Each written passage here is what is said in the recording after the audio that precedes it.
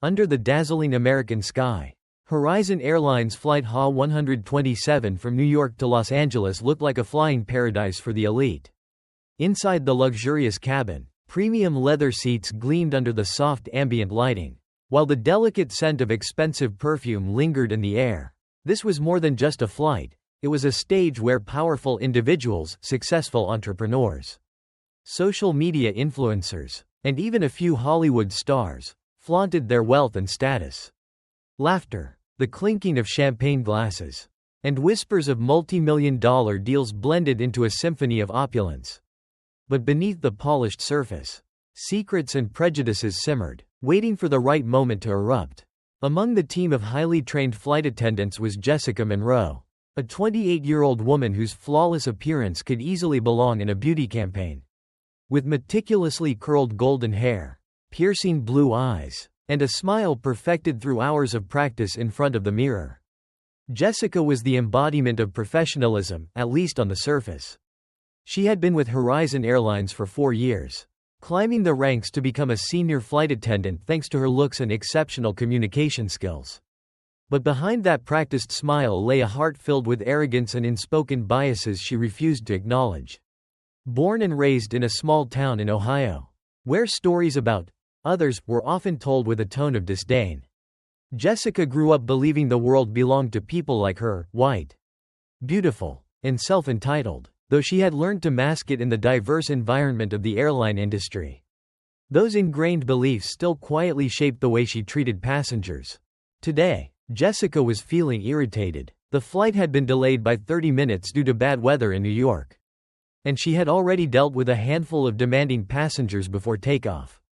Standing near the boarding door, she absent-mindedly scanned the passenger list while luxury-clad travelers walked past her, carrying designer bags with an air of entitlement, as if the world owed them something.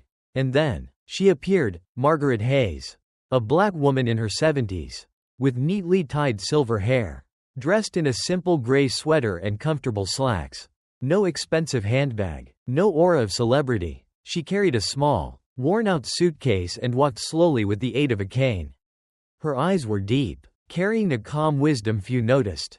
But to Jessica, she was nothing more than a slow passenger, disrupting her rhythm of perfection. No one on the flight knew that Margaret Hayes was the mother of Michael Hayes, the powerful CEO of Horizon Airlines. Michael, a sharp-looking man in his 40s with a formidable business acumen, had built the airline into one of the top names in America. But Margaret chose to live quietly, far from the spotlight her son had created.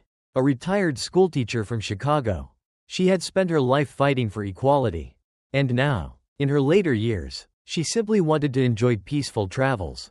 This flight was a gift from Michael, a chance for her to relax and take in the country she had dedicated her life to. But fate had something else in store, a confrontation no one saw coming. As Margaret stepped into the first-class cabin, Jessica frowned. "Can you move a little faster?" she said, her tone sharp with impatience. Margaret looked up and offered a gentle smile. "I'm sorry, I'm just looking for my seat," she replied, her voice warm but slightly trembling with age. Jessica rolled her eyes and muttered under her breath, they're always like this." She didn't intend for anyone to hear, but the words revealed the prejudice simmering inside her. Little did she know that those words would ignite a scandal that would change her life forever. The first-class cabin quickly filled up, and Jessica carried on with her duties, maintaining a professional demeanor. She served champagne to a wealthy couple, flashed a polite smile at a pop star taking selfies, and checked the meal trays. But deep down, she was still annoyed by the minor inconvenience Margaret had caused. "She doesn't belong here," Jessica thought, glancing at the elderly woman sitting quietly in the corner, absorbed in an old book. To Jessica, first class was reserved for people like her, the ones who knew how to shine and keep up with the pace. That old black woman, with her plain appearance, seemed like a stain on the perfect picture Jessica had painted in her mind. Outside, the sky cleared as the plane ascended, leaving New York behind in a misty haze. While passengers relaxed with movies and music, Jessica had no idea that a real storm was brewing ahead. Margaret, her frail fingers turning the pages of her book, carried a secret Jessica could never have imagined. She was not just another passenger, she was the matriarch of a powerful family. And Jessica's arrogance was about to come at a steep price. But before that moment arrived, their journey would pass through tense encounters, exchanged glances, and an impulsive act that would change everything. Jessica checked her watch, sighing at the thought of her break after the flight. She had no clue that, right here in first class, a reckoning was unfolding. Margaret set her book down, gazing out the window, her eyes filled with an unshakable determination. Perhaps she sensed it, that strange feeling of looming chaos. And as the plane glided through the clouds, Jessica unknowingly stepped onto a stage for which she was never prepared. HA 127 soared through the crystal-clear sky, the golden hues of the late afternoon sun bathing its wings as it neared California airspace. Inside the first-class cabin, an air of luxury and tranquility remained, punctuated by the murmurs of polite conversation and the soft hum of the in-flight entertainment system. Jessica Monroe, having completed her initial round of checks, felt her mood gradually stabilizing. She had taken a quick sip of coffee in the galley, trying to shake off the lingering irritation from her earlier encounter with Margaret Hayes. Yet, deep inside, she couldn't quite let go of the image of that black woman, slow, quiet, and, in Jessica's eyes, out of place in this world of opulence. Margaret, meanwhile, remained seated in 2A. Her frail fingers turning the pages of an old book, a collection of poems by Langston Hughes. A cherished companion from her youth. She paid no mind to Jessica's fleeting glances or the passengers around her. To her, this flight was a rare moment of peace. A gift from her son Michael after months of busyness. But as the young flight attendant passed by once more, Margaret could sense a familiar presence. A silent but unmistakable contempt she had encountered countless times throughout her years fighting for equality. The tension reached its breaking point when the plane hit a patch of unexpected turbulence. A few passengers gasped, clutching their armrests, while the crew quickly worked to maintain order. Jessica, in her role as lead flight attendant, moved swiftly down the aisle, ensuring seatbelts were fastened and urging everyone to remain calm. When she reached Margaret's seat, the elderly woman was struggling with the metal clasp of her seatbelt, her trembling hands failing to secure it. "What's taking you so long?" Jessica snapped, her voice cutting through the cabin's anxious murmurs. Margaret looked up and offered a weak smile. "I'm sorry, dear, I'm just not very used to these," she said, her voice soft yet steady. But for Jessica, that wasn't enough. Her patience, worn thin from a long day, finally snapped. "Hurry up. I don't have time to cater to people like you," she shouted, her words dripping with racial condescension before she could even stop herself. Before anyone could react, Jessica, impulsively, lifted her hand and struck Margaret across the face. The sharp slap echoed through the cabin like a thunderclap in the silent sky, freezing the entire first-class section in stunned disbelief. Margaret recoiled, one hand instinctively reaching for her cheek, her wide eyes filled with shock. But she did not cry out, nor did she retaliate. Instead, she simply looked at Jessica, her deep, knowing gaze carrying a strength that made the young flight attendant shudder. The cabin erupted. A middle-aged man in 2B shot to his feet, shouting, "What the hell do you think you're doing?" A young woman a few rows back immediately pulled out her phone and began recording without a word. The murmurs of passengers swelled into an uproar. "That was racist," someone cried. "You monster," another voice spat. Jessica, now realizing the gravity of what she had done, took a step back, her face drained of color. I didn't mean to," she stammered, but her feeble excuse only fueled the outrage. Margaret, still composed despite the stinging pain on her cheek, slowly lowered her hand and spoke in a calm, unwavering voice, "Young lady, you will regret this." The captain, alerted by the crew, immediately ordered Jessica to step away from first class and report to the rear of the plane while another attendant assisted Margaret. The elderly woman refused medical attention, merely requesting a glass of water. But inside her, a slow-burning anger was growing, not because of the slap itself, but because of the ignorance this young woman embodied. Within minutes, footage of the incident was uploaded to Twitter, and the hashtag flight shame spread like wildfire. In less than 15 minutes, thousands had watched, commented, and shared the video, demanding Horizon Airlines take action. Jessica sat curled up in the crew rest area, her mind spinning. She couldn't believe what she had just done, slapping a passenger. And an elderly woman at that. But she comforted herself with the thought that she had merely reacted emotionally. That Margaret had provoked her with her sluggishness. She had no idea that Margaret was not just another passenger. She was the mother of the most powerful man in the company she worked for. Meanwhile, Margaret sat quietly in her seat, gazing out the window as the city of Los Angeles emerged beneath the golden twilight. She knew her son would not let this go. But she also had no intention of turning this into a public spectacle, at least.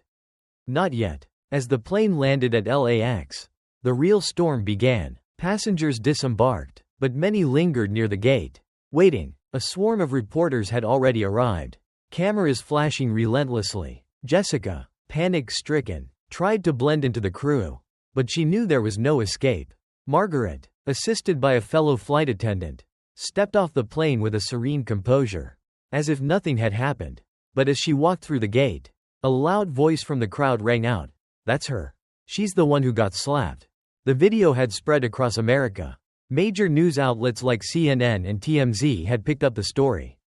Headlines screaming, "Flight attendant slaps elderly passenger in racist outburst." Social media exploded with outrage. "Horizon Airlines needs to fire her immediately," one Twitter user demanded. "This is proof of the deep-rooted racism in the airline industry," another commented. Jessica, now completely isolated, felt the ground collapse beneath her feet. But she still didn't realize that her true nightmare was just beginning, because Michael Hayes, the most powerful man in her professional life, was about to step onto the scene.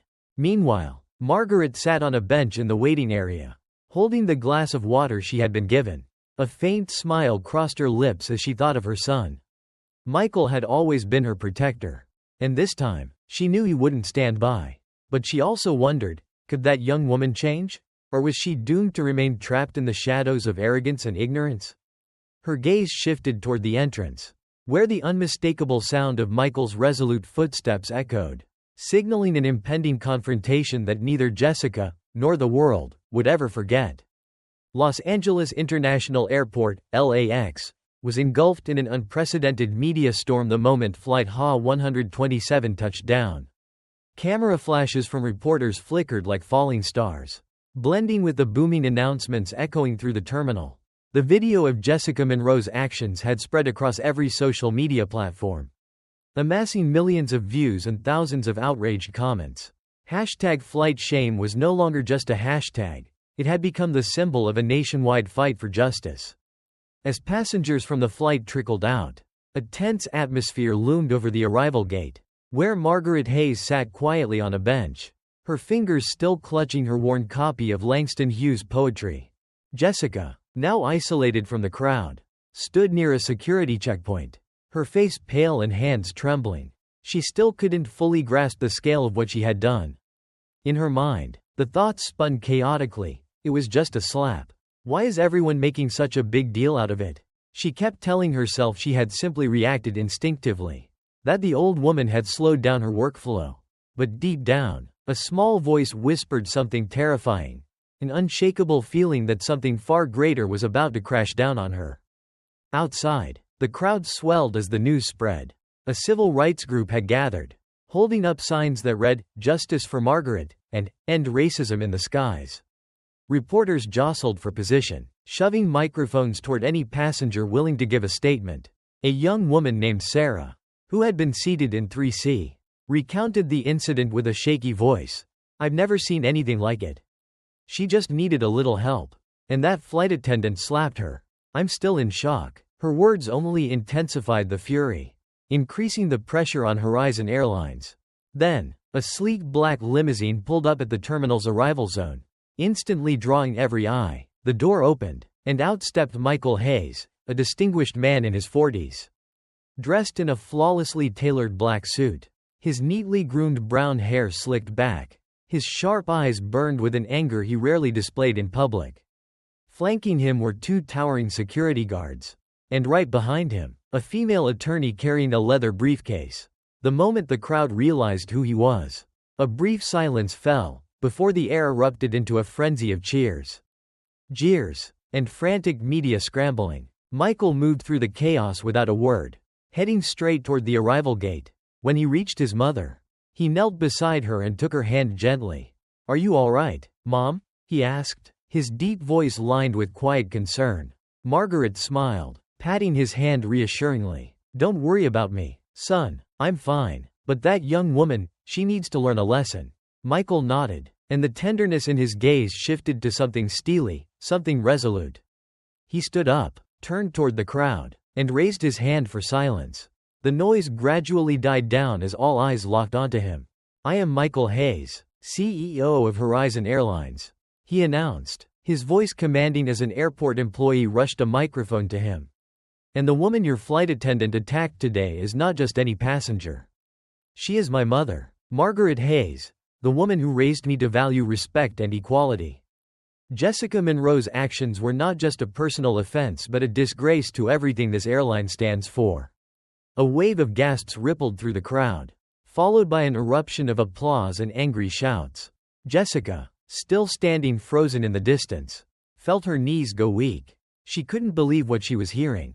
"His mother?" she whispered, her voice barely audible. Michael's gaze swept coldly across the crowd. "I have ordered the immediate termination of Jessica Monroe. But that is not enough. We will also be pursuing legal action against her for racial discrimination and assault. Horizon Airlines is committed to a full investigation and ensuring that nothing like this ever happens again." The moment he finished speaking, the crowd roared once more, some cheering in support, others cursing Jessica's name. Jessica, now feeling utterly exposed under hundreds of angry eyes, wanted nothing more than to disappear. A few passengers from the flight moved toward her, pointing and whispering. "She's done for," a man said loudly, and Jessica felt as if the walls were closing in around her. Margaret, however, slowly rose from her seat with Michael's help. She stepped forward toward the microphone, her voice steady and commanding. "I do not want to see this young woman's life completely destroyed," she said, her gaze falling on Jessica in the distance. "I have forgiven her, but I ask that she be required to undergo training on racial equality and respect. If she wants redemption, that is the only path forward." The crowd quieted, some nodding in agreement, while others remained skeptical. Jessica, tears now streaming down her face, didn't dare lift her head. She knew she had lost everything, her job, her reputation, and perhaps even her sense of self. But the story wasn't over yet. As Michael and Margaret prepared to leave under the watchful eyes of security, a TMZ reporter shouted, "Mr. Hayes, there are rumors about a long-lost sibling in your family. Is there any truth to that?" Michael froze for a split second, his expression darkening, but he gave no response. Margaret, however, turned back with a cryptic smile before stepping into the limousine. Within minutes, Twitter exploded with a new trending topic, #HayesFamilySecret. Climbing the ranks alongside #FlightShame. Jessica, still reeling from the wreckage of her career, had no idea that her scandal was merely the tip of a much larger, deeper mystery. Meanwhile, at the Horizon Airlines headquarters in downtown Los Angeles, Michael sat alone in his office, staring out at the glittering city lights. His mother had been right. Jessica deserved a chance to change. But he also knew that his family was now facing another storm, one he had worked tirelessly to keep buried. And with the entire nation's attention now fixed on them, he wondered how long he could protect both his mother and his company from the truth that was about to surface. The events at Los Angeles International Airport quickly became the epicenter of a nationwide media firestorm in the days that followed. The video of Jessica Monroe's slap had gone beyond the trending #FlightShame. It had become a symbol of a national debate on racism and social accountability. Major news outlets like CNN, Fox News, and even TMZ ran daily coverage, featuring expert analyses on Jessica's behavior and Horizon Airlines' response. Protesters continued to gather outside the airline's headquarters in Los Angeles, waving signs that read, "Justice for Margaret," and "No more racism in the air."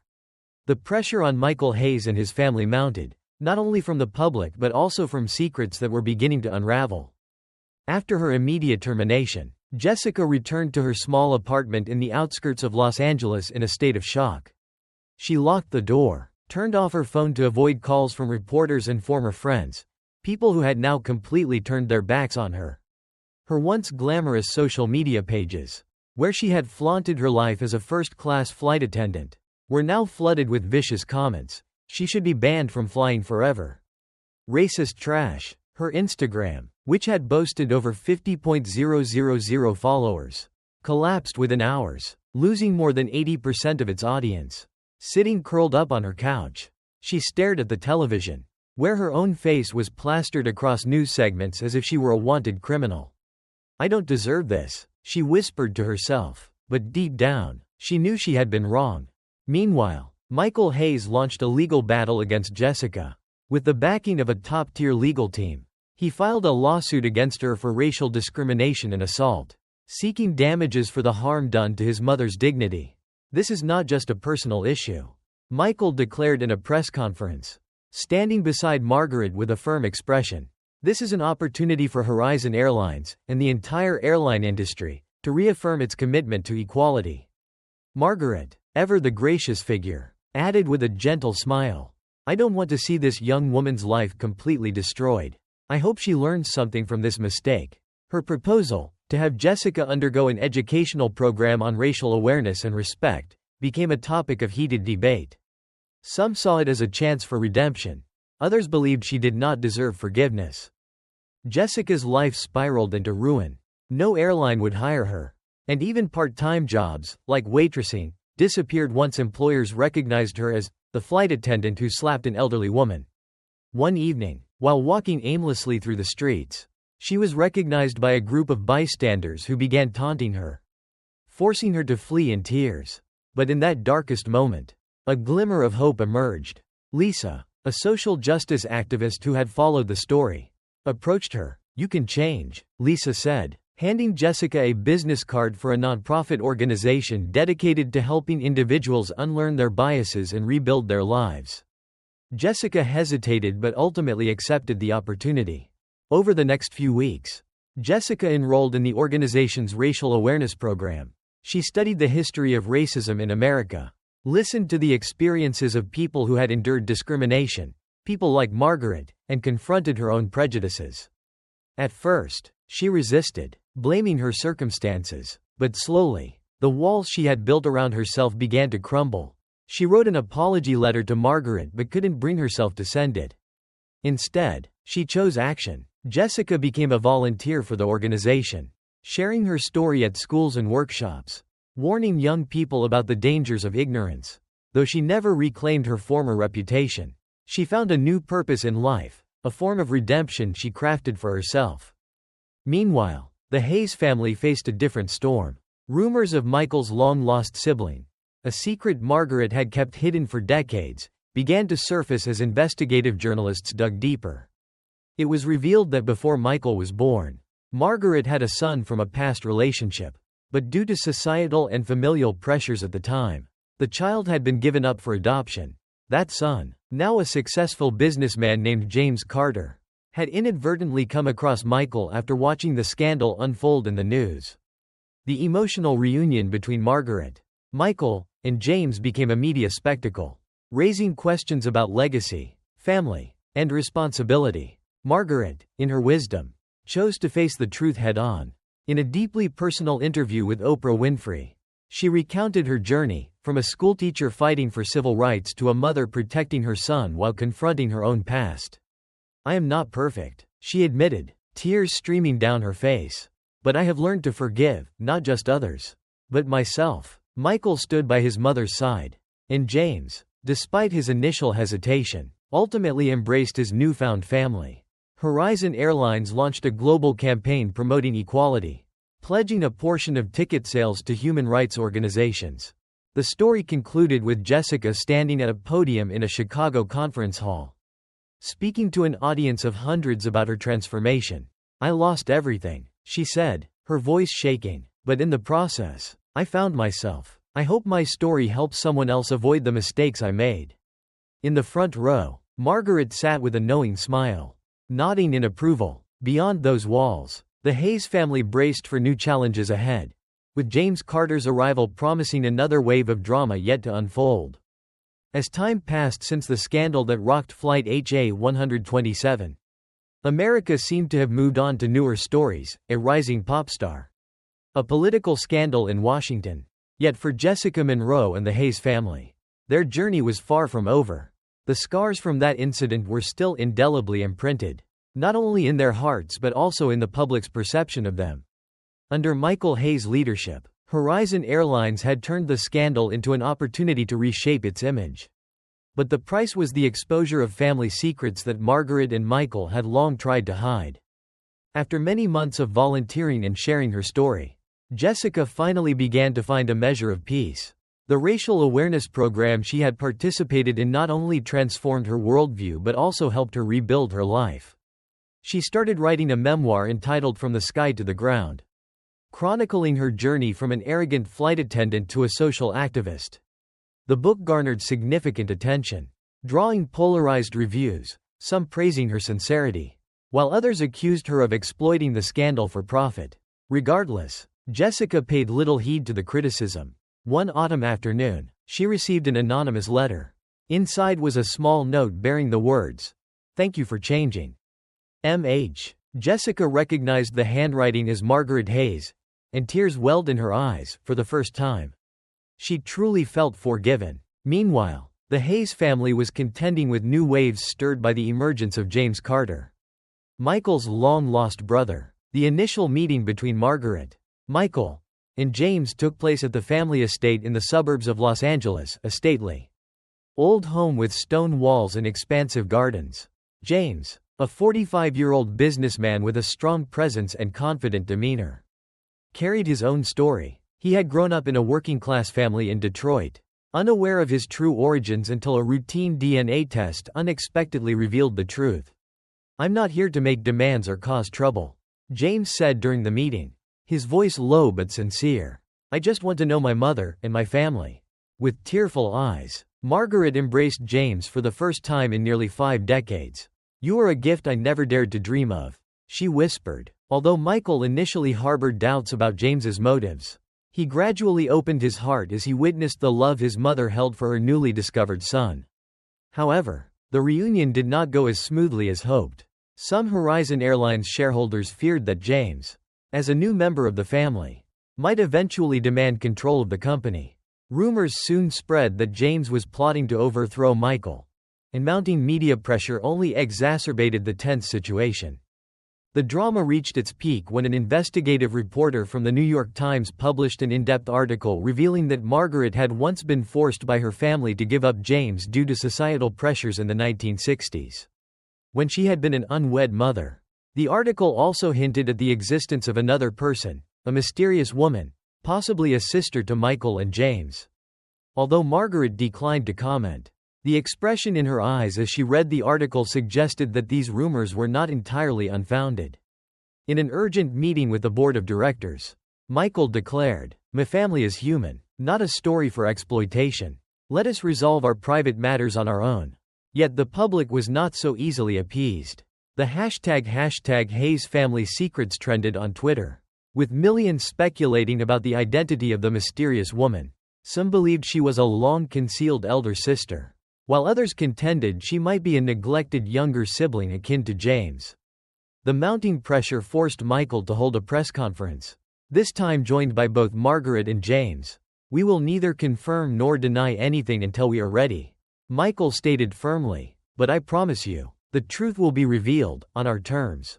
Behind the scenes, Margaret confided in Michael and James that she had been in touch with a lawyer to locate that mysterious woman, a daughter she had with a later partner, lost due to unfortunate circumstances. "She might not even know about us," Margaret said, her voice trembling, "but I cannot leave without finding her." This decision marked a turning point for the family, with Michael and James agreeing to support their mother, even though they understood it might open the door to another chapter of drama. The story concluded on a wintry afternoon at the Hayes estate, when Jessica, now an unexpected friend to the family, visited to thank Margaret. The two women sat together in a cozy living room by a warm fireplace, reminiscing about their journeys. "I never imagined I'd be here, talking with you," Jessica said with a bittersweet smile. Margaret placed her hand over Jessica's and replied, "Life always gives us a chance to start over, if we dare to embrace it." Outside, Gentle snow fell, and in the distance, the silhouettes of Michael, James, and a mysterious woman, possibly the long-lost daughter, appeared, carrying with them hope and untold secrets.